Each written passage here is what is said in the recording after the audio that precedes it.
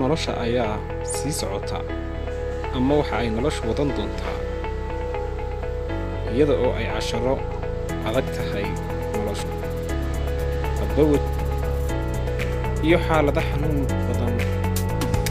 maxallada wanaagsan wajiyo badan ayay noloshu haddii aan doorano inaan aqbalno oo aan la qabsano xaaladahaas ama waxaan dooranay inaan wax barano oo aan tartanno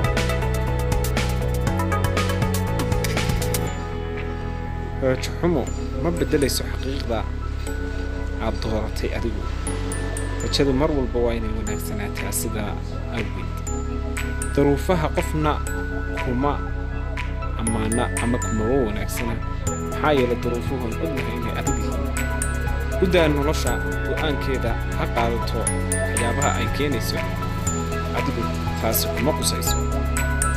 laakiin waxaa la rabaa adiguna samee waxa aad rabto si aad guul gaadho